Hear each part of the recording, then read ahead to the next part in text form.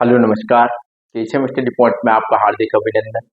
और मैं मदन सर लेकर के आया हूँ आज एक वीडियो। सब्जेक्ट से थोड़ी अलग, मतलब इंग्लिश नहीं। आज आज आप पढ़ेंगे हिंदी। हिंदी में आज बताएंगे अलंकार। अलंकार कितने प्रकार के होते हैं, कौन कौन से होते हैं, एक एक करके मैं तमाम वीडियो इसकी जो अलंकार की जितने वीडियो बनेंगे उनको बनाऊंगा, एक एक करके बड़ी बारीकी समझाऊंगा। और बहुत ही आनंद आने वाला है आपको, बहुत मजेदार तरीके से आप सीखेंगे। ठीक, तो आज सबसे पहले बात करते हैं हम। हमारा टॉपिक है अलंकार। क्या है? अलंकार। और अलंकार को आप जानते हैं, अलंकार क्या होता है? अलंकृत। अलंकृत मतलब सुशोभित। सुशोभित जिस प्रकार की एक स्त्री जो है गहनों को धारण करके, गहनों को धारण करके उसकी शोभा में चार चांद लग जाते हैं, वो बहुत ज्यादा अति सुंदर लगने लगती है। उसी प्रकार काव्य की शोभा बढ़ाने वाले जो शब्द होते हैं उन्हीं को अलंकार कहते हैं। तो किस किस तरीके से ये सब बात आज हम करेंगे अलंकार की, कि किस तरीके से कौन कौन से अलंकार कहाँ कहाँ प्रयोग किए जाते हैं। ठीक, तो सबसे पहले हमारा अलंकार का टॉपिक है आज, और अलंकार की बात करेंगे। सबसे पहली बात तो हम अलंकार जो शब्द है, यानी कि अलंकार। अलंकार ये शब्द है, ये बना है दो शब्दों से मिलकर बना है।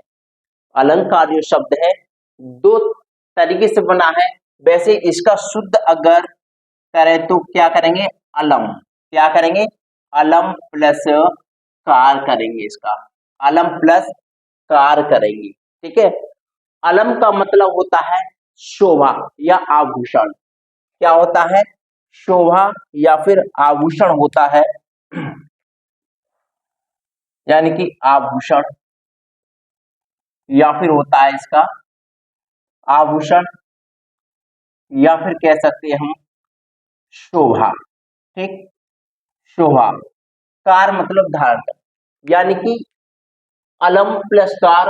अलंकार तो होता है आभूषण या शोभा, और कार मतलब धारण करने वाला। जिनको शोभा, जहां शोभा बढ़ती है काव्य की, और काव्य में जिन शब्दों के माध्यम से, जिन वर्णों के माध्यम से जहां जहां शोभा विराजमान होती है, जिन शब्दों में क्या आता है, एक मिठास आती है शब्दों में, एक सुंदरता बन जाती है, वहीं पर होता है हमारा अलंकार।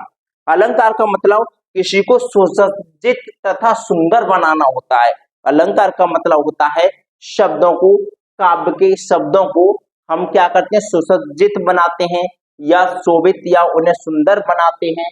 इसी का मतलब अलंकार का प्रयोग करते हैं। और कहाँ कहाँ किस तरीके से प्रयोग करते हैं ये हम आपको बताएंगे। ठीक है, यानी कि मनोरंजन ढंग से आदमी जो है किसी भी काव्य को जो है, आपने सुना होगा जितने भी जो कवि होते हैं, किसी बात को कहने का तरीका उनके शब्दों में क्या आ जाती है? मिठास आ जाती है। मिठास किस तरीके से आती है? वो मिठास आने का कारण ही क्या होता है? अलंकार होता है। क्या होता है? अलंकार। अब सबसे पहले बात करते हैं कि अलंकार होते कितने प्रकार के हैं। तो अलंकार के प्रकार, अलंकार के प्रकार, अलंकार होते कौन कौन से हैं? सबसे पहली बात करते हैं अलंकार कितने प्रकार के होते हैं। तो मैं बता दूं, अलंकार तीन प्रकार के होते हैं। अलंकार कितने प्रकार के होते हैं? तीन प्रकार के होते हैं। सबसे पहले जो मानते हैं हम फर्स्ट, सेकंड और थर्ड। जो पहला होता है वो हमारा, वो होता है शब्द अलंकार। कौन सा होता है? शब्दालंकार। और दूसरा होता है हमारा अर्थालंकार। कौन सा होता है? अर्थालंकार। और तीसरा होता है हमारा उभयालंकार। उभयालंकार। ठीक, ये तीन प्रकार के होते हैं। शब्दालंकार किसे कहते हैं? जहां शब्दों में, जहां पर क्या होता है? शब्दों के माध्यम से, शब्दों के माध्यम से काव्य में काव्य में चमत्कार होता है, चमत्कार होता है। और अर्थालंकार में होता है जहां अर्थ के माल जहां अर्थ के माध्यम से अर्थ के माध्यम से काव्य में चमत्कार होता है, चमत्कार होता है। और उभयालंकार का मतलब होता है दोनों, मतलब जहां शब्दों के माध्यम से भी और किसके माध्यम से, शब्दों के माध्यम से हो गया, और फिर क्या, अर्थ के माध्यम से। जहां शब्दों के माध्यम से भी और अर्थों के माध्यम से भी हो गया तो वहां उभयालंकार होगा। जहां केवल शब्दों के माध्यम से काव्य में जो चमत्कार होगा वो शब्दालंकार होगा, और जहां अर्थ के माध्यम से काव्य में चमत्कार होगा वहां अर्थालंकार होगा।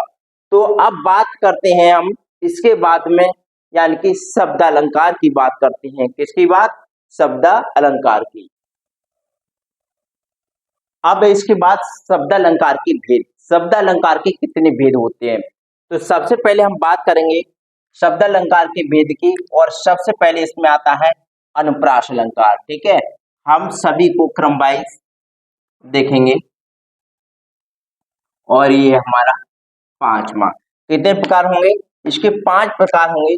सबसे पहले होगा हमारा अनुप्रास। कौन सा होगा, अनुप्रास। ठीक, उसके बाद में अनुप्रास के बाद में होगा यमक। क्या होगा, यमक। और उसके बाद में होगा वक्रोक्ति। कौन सा होगा, वक्रोक्ति। और चौथा होगा हमारा श्लेष, श्लेष। और लास्ट में जो होगा हमारा वो होगा विप्सा,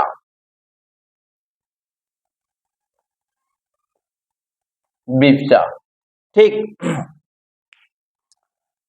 तो शब्द अलंकार के भेद में यहाँ अनुप्रास, यमक, वक्रोक्ति, श्लेष, विप्सा, या फिर आप कह सकते हैं अनुप्रास, यमक, श्लेष, वक्रोक्ति, विप्सा।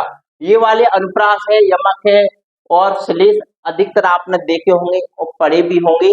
इनमें बहुत अच्छे तरीके से आपने हाई स्कूल में है तो हाई स्कूल में पढ़े होंगे, अगर 12th के हैं तो आप फर्स्ट ईयर में अनुप्रास वगैरह ये सब, श्लेष वगैरह, विप्सा है, वक्रोक्ति है, सब समझे होंगे। लेकिन समझने के बाद में आप भूल जाते हैं। लेकिन भूलने का कारण यही है किसी को रटना और किसी को समझना नहीं। तो आज हम समझते हैं किस तरीके से। तो सबसे पहले बात करेंगे अनुप्रास की, सबसे पहले बात करेंगे आज हम अनुप्रास की। तो अनुप्रास अलंकार क्या होता है, देखिए अनुप्रास अलंकार की सीधी बात करें तो जहां किसी वर्ण की आवृत्ति बार बार हो, जहां किसी वर्ण की आवृत्ति क्या हो, बार बार हो, वहां पर क्या होता है, अनुप्रास अलंकार होता है। जहां किसी वर्ण की आवृत्ति, जहां किसी वर्ण की आवृत्ति बार बार हो, बार बार हो, वहां अनुप्रास अलंकार होता है, वहां अनुप्रास अलंकार होता है। देखिए वर्ण आप जानते हैं, कोई भी वर्ण, जैसे कि आप छोटे बड़े से लेकर के छात्र ज्ञासरा तक जितने जो वर्ण होते हैं, उन वर्ण की जहां जहां बार बार आवृत्ति होती है, या कोई वर्ण या अक्षर, दूसरे तरीके से भी कह सकते हैं इसको, जब कोई वर्ण या अक्षर दो या दो से अधिक बार आए वहां अनुप्रास अलंकार होता है। और अनुप्रास अलंकार का एग्जाम्पल बहुत सारे उदाहरण हैं इसके, और बहुत ही अच्छे अच्छे उदाहरण हैं। और आप जो है, जैसे पहला है तरन तनुजा तट तमाल, तरन तनुजा तट तमाल। ठीक, तो इसमें क्या है, ताता वर्ण की आवृत्ति बार बार हो रही है, ताता वर्ण की आवृत्ति बार बार हो रही है, इसलिए यहाँ पर क्या है, अनुप्रास अलंकार है। दूसरा एग्जाम्पल देखते हैं हम। दूसरे एग्जाम्पल में आप देखेंगे जैसे कि आप पढ़ते हैं रघुपत राघव राजा राम, रघुपत राघव राजा राम। तो इसमें क्या है, इसमें रघुपत राघव राजा राम, रा रा रा रा कितनी बार हो रही है, रा की आवृत्ति हो रही है, दो या दो से अधिक बार हो रही है, इसलिए यहाँ पर क्या है, क्या है, अनुप्रास अलंकार है। तो इसी तरीके से और भी अच्छे अच्छे एग्जाम्पल देख सकते हैं आप, जैसे चप्पा चप्पा चरखा चले, क्या है, चप्पा चप्पा चरखा चले, चप्पा चप्पा चरखा चले, ठीक है। तो इसमें क्या है, चा वर्ण की आवृत्ति, तो चा वर्ण है, तो चा वर्ण की आवृत्ति क्या हो रही है, बार बार हो रही है। इसी तरीके से और भी बहुत सारे कर सकते हैं आप, जैसे शहसवान, एक हमारे पास ही एक कस्बा है, शहसवान की सड़क पर, सड़क पर सांप सरकते सरकते जा रहा था, जा रहा था, ठीक। तो शेषवान की सड़क पर सांप सरकते सरकते जा रहा था, तो यहाँ सा वर्ण की आवृत्ति है, तो सा वर्ण की आवृत्ति देखो कितनी बार की गई है, तो यहाँ पर भी क्या है, अनुप्रास अलंकार है।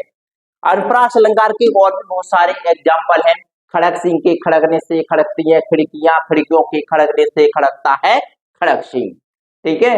ये भी क्या है, इसमें क्या, खा खा की आवृत्ति बार बार हो रही है, जब खा वर्ण की आवृत्ति बार बार हो रही है यहाँ पर, तो क्या है, अनुप्रास अलंकार। तो क्या है, अनुप्रास अलंकार। जैसे चंदू की चाची ने चांदी की चम्मच से चांदनी चौक में चटनी चटाई, तो चा वर्ण की आवृत्ति बार बार हो रही है। चप्पा चप्पा चरखा चले आपने देखा होगा, जहां यानी किसी भी वर्ण की आवृत्ति बार बार होती है, वहां पर क्या होता है, अनुप्रास अलंकार होता है। ये आपने इसको बहुत अच्छे तरीके से देख लिया। रघुपत राघव राजा राम, पतित पावन सीता राम, तरन तनुजा तट तमाल तरवर बहु। अब इसमें क्या है, ताता वर्ण की आवृत्ति है, चप्पा चप्पा चरखा चले, शेषवान की सड़क पर सांप सरकते सरकते जा रहा था। किसी भी पंक्ति में जहां किसी भी वर्ण की आवृत्ति दो या दो से अधिक बार हो, वहां पर क्या होता है, हमारा अनुप्रास अलंकार होता है, अनुप्रास अलंकार होता है। अगर वीडियो आपको पसंद आई हो तो वीडियो को लाइक करना, कमेंट करना, शेयर करना, और चैनल को यदि सब्सक्राइब नहीं किया है तो सब्सक्राइब भी करना। Thank you so much.